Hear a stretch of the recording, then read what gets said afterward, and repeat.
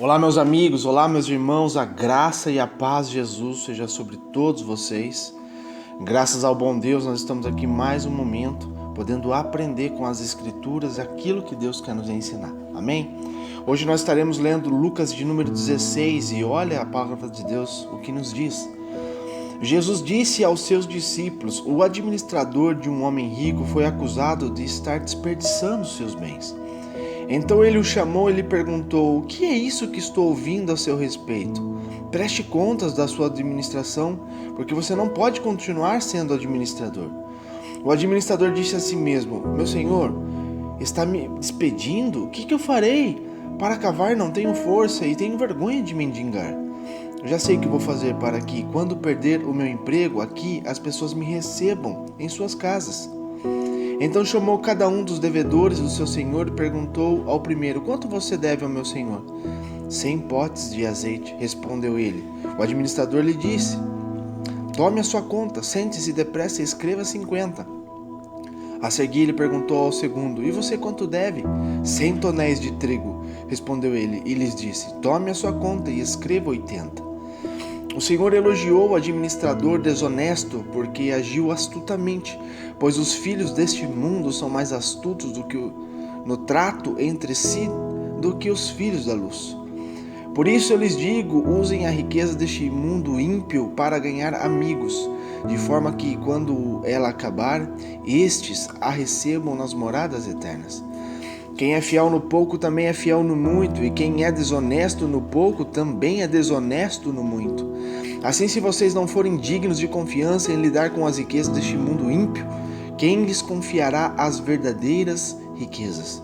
E se vocês não forem dignos de confiança em relação ao que é dos outros, quem lhes dará o que é de vocês? Nenhum servo pode servir a dois senhores, pois odiará a um e amará ao outro, ou se dedicará a um e desprezará ao outro. Vocês não podem servir a Deus e ao dinheiro. Os fariseus, que amavam o dinheiro, ouvindo tudo isso, começaram a zombar de Jesus. Ele lhes disse: vocês são os que justificam a si mesmo aos olhos dos homens, mas Deus conhece os corações de vocês. Aquilo que tem muito valor entre os homens é detestável aos olhos de Deus. A lei e os profetas profetizaram até João. Desse tempo em diante estão sendo pregadas as boas novas do reino de Deus, e todos tentam forçar a sua entrada nele. É mais fácil o céu e a terra desaparecerem do que cair da lei o menor traço. Quem se divorciar de sua mulher e se casar com outra mulher estará cometendo adultério. E o homem que se casar com uma mulher divorciada do seu marido estará cometendo adultério. Havia um homem rico que se vestia de púrpura e de linho fino e vivia no luxo de todos os dias. Diante do seu portão fora deixado um mendigo chamado Lázaro, coberto de chagas. Este ansiava comer e o que caía da mesa do rico. Em vez disso, os cães vinham lamber suas feridas. Chegou o dia em que o mendigo morreu e os anjos levaram para junto de Abraão. E o rico também morreu e foi sepultado. No Hades, onde estava sendo atormentado, ele olhou para cima e viu Abraão de longe, com Lázaro ao seu lado. Então chamou o pai: Abraão, tem misericórdia de mim e manda que Lázaro molhe a ponta do dedo na água e refresque a minha língua, porque estou sofrendo muito neste fogo. Mas Abraão respondeu: filho, lembre-se que durante a sua vida você recebeu coisas boas, enquanto que Lázaro recebeu coisas más. Agora, porém, ele está sendo consolado aqui e você está em sofrimento. E além disso, entre vocês e nós há um grande abismo, de que forma que os que desejam passar do nosso lado para o seu, ou do seu lado para o nosso, não conseguem. Ele respondeu: então eu lhe suplico, pai, manda Lázaro ir à casa de meu pai, pois tenho 5 irmãos. Deixa que ele os avise, a fim de que eles não venham também para este lugar de tormento. Abraão respondeu: eles têm Moisés e os profetas que os ouçam. Não, pai Abraão, disse ele, mas se alguém dentre dos mortos fosse até eles, eles aprenderiam.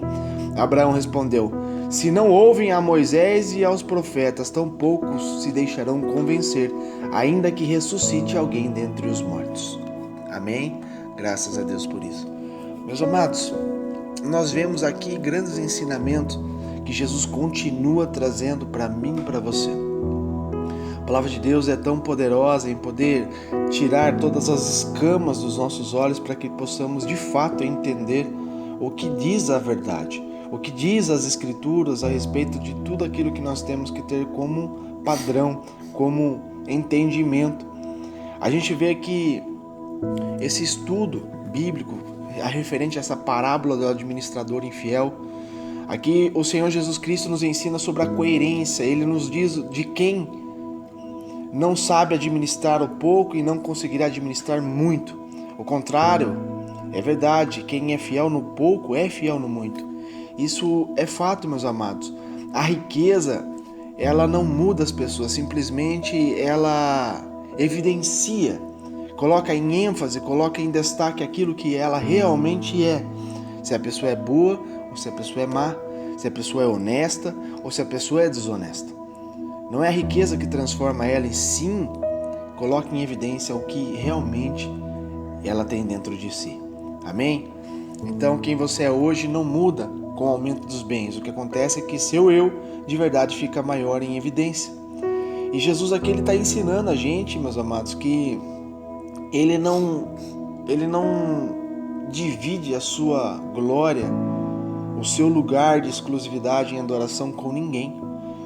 Jesus mostra que Deus, ele deseja, ele requer de mim, de você, adoração exclusiva.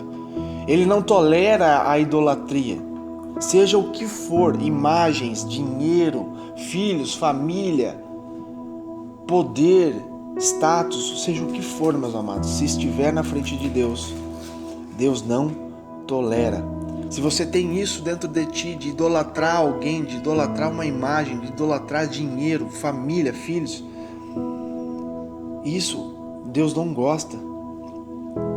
Ele não tolera. O nosso coração deve ter um único altar e deve ser ocupado pelo Senhor. Não há como ser fiel a Deus e ao mesmo tempo você querer colocar outras coisas de adoração em sua vida. Seja lá o que for, isso que nós estamos dizendo. A gente vê que o Senhor Jesus fala a respeito aqui também do casamento. Mais uma vez, ele diz que o divórcio não é aceitável por Deus. A gente tem que entender que lá no tempo passado, quando Moisés escreveu as cartas de divórcio, como funcionaria, era a respeito não da vontade de Deus, e sim porque o homem estava se autodestruindo. E era necessário fazer uma lei para que isso fosse contido. E a única coisa que ali Moisés escreveu sobre a lei que seria permitido na carta de divórcio seria a infidelidade, a traição ou o abandono.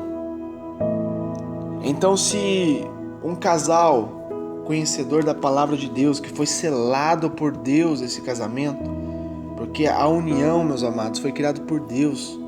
Então, quando há um consentimento e os casais se casam, entendendo que isso é para ser eterno, porque é uma aliança eterna isso, o casamento. Quando Deus sela um casamento e os dois se rompem, simplesmente porque não concordam com ideias ou simplesmente porque não se tolera um ao outro, isso não é aceitável para Deus. A esse respeito, ele está dizendo que quando essa mulher que se divorciou por coisas vãs se casa com outra pessoa, está em adultério. E assim o homem também, quando se casa com outra mulher, está em adultério. Porque isso não é permitido perante Deus, a não ser que haja coisas extremas, como a gente diz, a traição.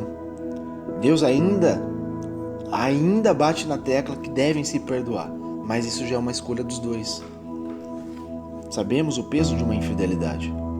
Quantas das vezes eu e você somos infiéis com Deus e Ele nos perdoa? E se Deus fala que como Ele nos perdoa, nós temos que perdoar, você consegue compreender a profundidade disso? Quantas das vezes você já traiu Jesus? Quantas das vezes você já traiu? Dizendo que vai ser fiel ao Senhor, que vai andar corretamente nos caminhos e logo você não anda mais? Logo você desvia, logo você começa a viver uma vida de pecado deliberadamente? Você está entendendo? Isso é os ensinamentos que o Senhor traz. Posterior a isso, ele fala da parábola ali do pobre e do rico. Jesus Cristo mostra a realidade existente após a morte de dois homens. Um muito rico que não temia a Deus e Lázaro que, embora fosse muito pobre, ele temia a Deus. Isso não significa nada. Deus ele não se importa com o que nós temos nessa terra. O que existe na terra nada importa para Deus, meus amados. O que importa são as almas viventes. Nada mais do que isso. Então nós vemos que as condições deles aqui na terra não determinaram seu destino após a morte. A riqueza do rico não pode salvá-lo e a pobreza de Lázaro não o privou do céu. Outro ponto muito interessante é que não há possibilidade de comunicação entre os vivos e os mortos. É claro, está dizendo claramente aqui a palavra de Deus.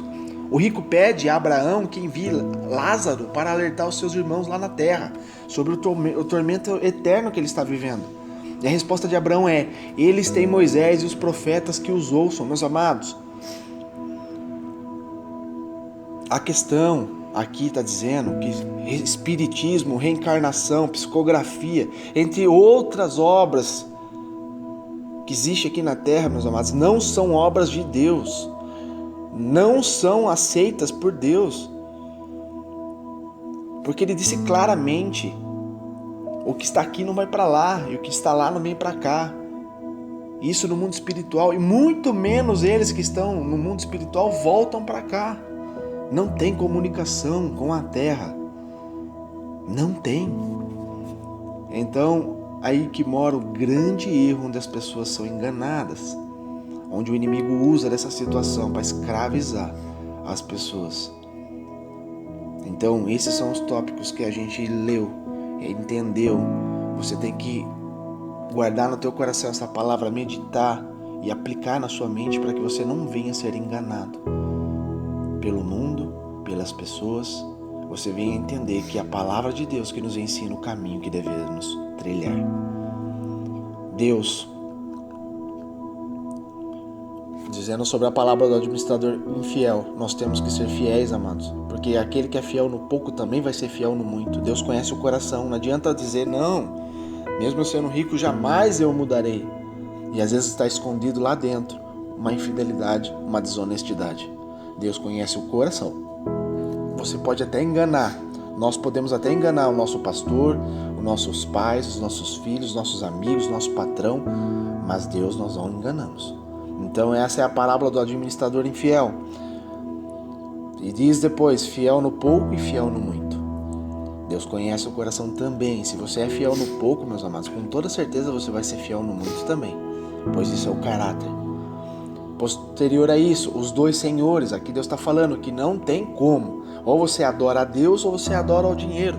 Se o seu coração está acorrentado no dinheiro, se o seu coração arde quando você fala a respeito de dinheiro, você não serve a Deus.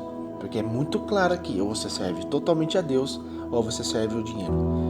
O dinheiro para nós, meus amados, não pode ter valor. Eu não estou falando em cifrões, eu estou falando valor ético, moral.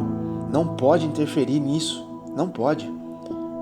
Dinheiro é uma moeda de troca, claro, precisamos para sobreviver, claro, mas não é o fundamento. Porque Deus cuida de nós. Então, é os dois senhores. A única coisa que Deus diz na palavra de Deus como Senhor, como Deus paralelo, é o dinheiro. É onde mais escraviza as pessoas. Nem Satanás ele dá ênfase, que rouba as pessoas, mata as pessoas, destrói as pessoas. Deus deu ênfase, mas deu ao dinheiro, porque acorrenta o ser humano de uma tal forma que destrói famílias, destrói cidades, destrói países. A ganância pelo dinheiro. E a única coisa que Deus compara, que o ser humano leva como Deus.